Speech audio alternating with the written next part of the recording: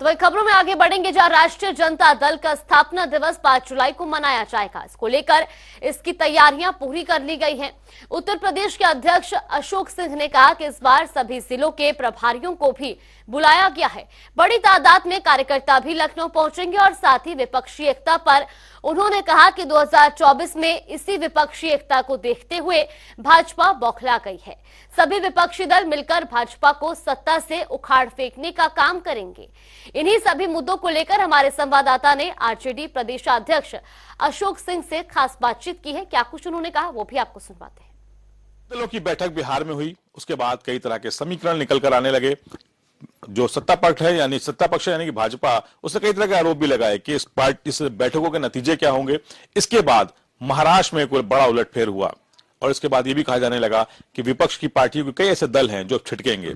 हमारे साथ आरजेडी के प्रदेश अध्यक्ष, उत्तर प्रदेश के प्रदेश अध्यक्ष अशोक सिंह जी हैं।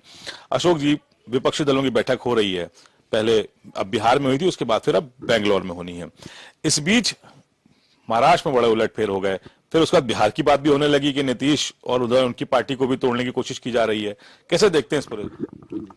जनता में मन बन चुका है, तोड़ फोड़, आया राम गया राम, ये सब चलता रहेगा, लेकिन बिहार में उनकी कोशिश सफल नहीं होगी। कुछ हुआ है महाराष्ट्र में, इसके परिणाम उनको भुगतने पड़ेंगे भारतीय जनता पार्टी को, क्योंकि वो लोग गए हैं जो भारतीय जनता पार्टी को प्रताड़ित किए हैं, दौड़ाए हैं, रगड़े हैं।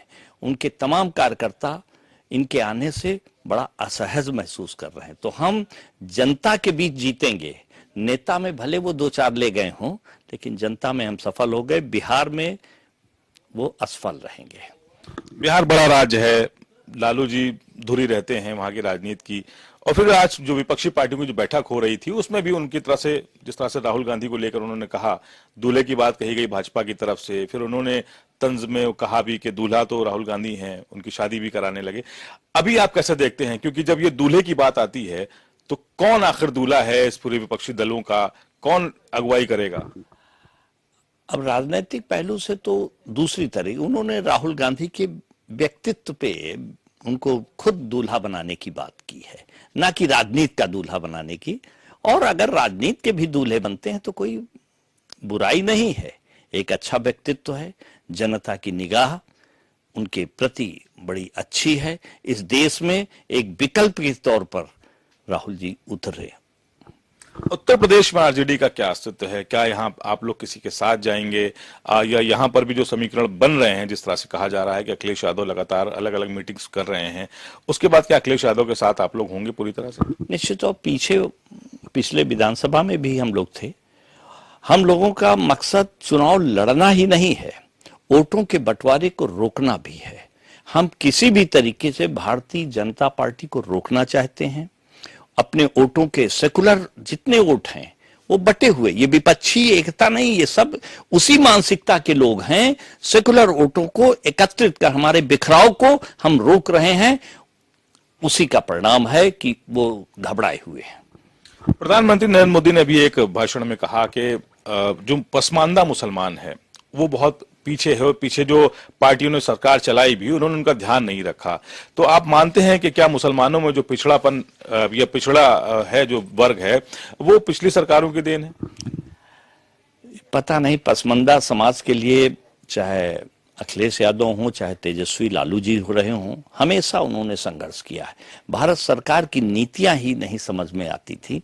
और देश के प्रधानमंत्री तेजस्वी के लिए आपने जिक्र किया, और तेजस्वी जी के लिए आज वहां पर उनके खिलाफ सीबीआई ने एक आरोप पत्र दाखिल किया है, और इसके पहले राबड़ी जी और लालू जी के लिए भी किया जा चुका है। ईडी और सीबीआई को फिलहाल कैसी नजर से देखते हैं आप? सारे विपक्षियों के खिलाफ इस तरह के आरोप प्रत्यारोप चल रहे हैं। दूध का दूध पानी का पानी हो जाएगा, वो लगाते रहे आरोप, उससे क्या फर्क पड़ता है? जब कोई सत्यता सामने आएगी तभी तो दिखेगा। किस पे नहीं लगाया? राहुल पे लगाया, प्रियंका पे लगाया, सब पे तो लग रहे हैं।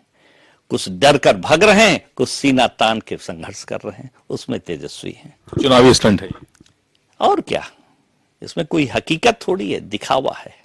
स्थापना दिवस है, उसको लेकर क्या तैयारी चल रही है आपकी तरफ से? हमारी पार्टी का ये 27वां स्थापना दिवस है। 27 साल होने जा रहे हैं। उसके लिए हम 5 जुलाई को दारुसफा कॉमन हॉल में हम स्थापना दिवस मनाने जा रहे हैं, जिसमें हमारे सभी प्रदेश के कार्यकर्ता एकत्रित होंगे और हम आगे की रणनीति तय कर चुनावी बिगुल उसी दिन से फूकेंगे। एक आखिरी सवाल है जयंत चौधरी को लेकर। जब उधर उठा पटक हुई, यहाँ पे ओम प्रकाश राजभर ने कह दिया कि 40 समाजवादी पार्टी के विधायक उनके साथ हैं। इस बीच चर्चा हुई कि जयंत चौधरी भी अब पाला बदल रहे हैं, भाजपा के साथ जा सकते हैं। ऐसे में आज उनका बयान आ गया, उन्होंने कहा कि हम पूरी तरह से विपक्षी दल के साथ हैं और अगली बैठक में जाने को भी कहा। लेकिन ये जो उठा पटक है, ये बयानबाजी जो हो रही है, इसे कैसे देखते हैं? ये कोई उठाइए, चुनाव के समय ये व्हाट्सएप मैसेज और तमाम चीजें इस तरह की चला करती, अफवाहों का बाजार गर्म रहता है। विपक्ष की एकता को देखते हुए भारतीय जनता पार्टी बौखलाहट में है, डरी हुई है। ये बहुत शुक्रिया हमसे बात करने के लिए। देखिए, अशोक सिंह जी का कहना है कि भाजपा बौखला गई है। यही वजह है कि विपक्षी एकता को देखने के बाद तोड़फोड़ की राजनीति पर भारतीय जनता पार्टी ज्यादा फोकस कर रही है। लेकिन नतीजे अलग होंगे। 2024 के चुनाव से पहले सभी दल एक साथ हैं और पूरी तरह से डटकर मुकाबला करेंगे। कैमरा पर्सन आशीष के साथ तौकीर किदवई, जनता टीवी, लखनऊ।